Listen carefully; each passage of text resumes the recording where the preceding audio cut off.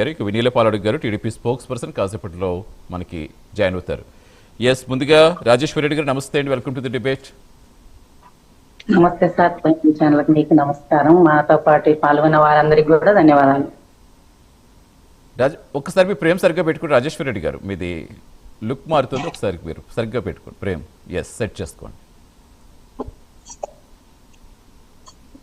Yes, ఏంటి ఎలా చూస్తారు? వరుసగా అటు చంద్రబాబు గారు, ఇటు లోకేష్ గారు, మంత్రులు వరుస పర్యటనలు కడప జిల్లాలో.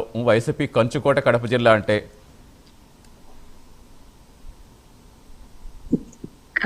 ఎప్పటికైనా ఒక చిన్న బాబుని అడిగినా కూడా అది రాజశేఖర్ రెడ్డి గారు, రాజారెడ్డి గారు, జగన్మోహన్ రెడ్డి గారి ఇది ఎప్పుడు కూడా కంచుకోటే. ఈ రోజు జగన్మోహన్ రెడ్డి గారు కూడా కానీ గత ఎన్నికల్లో మరి కనిపించలేదు. గత ఎన్నికల్లో మొత్తం క్లీన్ స్వీప్ చేస్తారు కదా వీళ్ళు. ఏ ఎన్నికల్లో సార్? నిన్న ఎమ్మెల్యేలయా లేక ఎమ్మెల్యే ఎన్నికల్లోనే చాలా వరకు కూడా అంత కంచుకోటలో ఉండే వైసీపీకి కూటమి సర్కార్ చాలా వరకు కొల్లగొట్టింది కదా.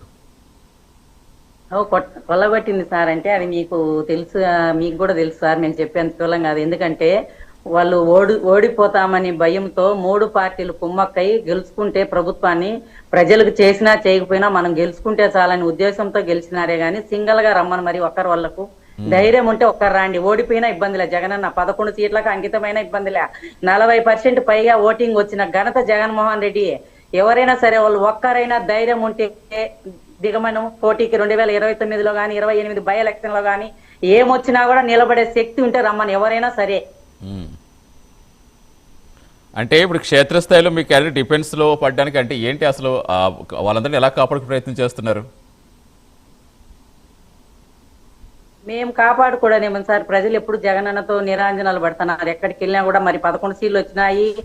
అసెంబ్లీలో పవన్ కళ్యాణ్ భయం వేస్తాంది. వీళ్ళు 11 మంది ఉన్నారు, 10,000 మంది ఉన్నట్టు 1100 మంది ఉన్నట్టు మాట్లాడారు. ఎందుకు భయపడుతున్నారు? ఇది మేము ఎప్పుడు కూడా ప్రజలు జగన్తోనే ఉన్నారు. ఈ రోజు కూడా మా ఓట్లు ఏమైపోయాయని బాధపడతారు, మొత్తుకుంటారు. ఎవరు ఎన్ని వచ్చినా కూడా ఏం చేసినా కడప జిల్లా కాదు మొత్తం కూడా ఆంధ్రప్రదేశ్ అంతా జగనన్న వైపే ఉంది. అంటే జనరల్గా ఇప్పుడు కడపకి ఏం చేస్తారు మీ హయాంలో? కంపెనీలు తరిమేస్తారు. లోకేష్ స్వయంగా ఆరోపిస్తున్నారు, కంపెనీలు తరిమేస్తారు. ఉపాధికి ఇక్కడ యువతకు ఉపాధి కల్పించకుండా వాళ్ళు వలసలు వెళ్ళేలా చేశారు. ఎవరు తరిమేశారు సార్? అమరావతికి కడప నుంచి ఏం తీసుకుపోయినారు సార్? ఆయనకు తెలియదా? లోకేష్ గారికి, చంద్రబాబు గారికి ప్రజలు నోరు కొట్టినారు, యువతకు నోరు కొట్టినారు. అమరావతికి అన్ని తీసుకుపోయి ఏం చేస్తున్నారు? ఇప్పుడు మేము అవి చేస్తాం ఈ చేస్తామంటే ఎవరు ఈనారు? ఏమి చేయరు.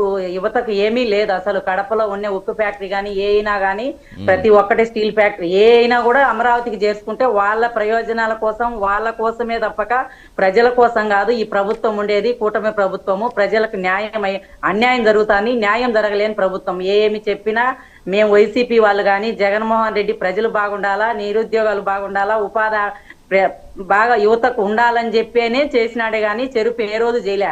వాళ్ళు ఎన్ని చెప్పినా ప్రజలు నమ్మరు, యువత నమ్మరు, ఎవరు నమ్మరు. ఏం చెప్పినా తీసపోయేది వాళ్ళే, కాంట్రాక్ట్లకు ఇచ్చుకునేది వాళ్ళే, రోజు ఒకటి మార్చేది వాళ్ళే తప్పక. అలా కాదు రాజేశ్వరి గారు, అంతే మీ హయాంలో 5 ఏళ్ల హయాంలో కడపకి ఏం తీసుకొచ్చారు చెప్పండి? రాష్ట్రమంతా కాదు, అక్కడ ఆ జిల్లాకు సంబంధించి ఏ ప్రాజెక్టులు వచ్చాయి, ఆ ప్రాజెక్టులు ఏ రన్ అవుతున్నాయి? జిల్లాకు ప్రతి ఒక్కటి చేయింది ఏమీ లేదు. చెప్పిన హామీలు సూపర్ 6 హామీలు గానీ ఇంకా ఏమైనా ఫ్యాక్టరీలు గానీ ఏమున్నా కూడా కడపకు అన్ని చేసినాడు. చేయనోటి ఏమీ లేవు జగనన్న. రైట్. హేమకుమార్ గారు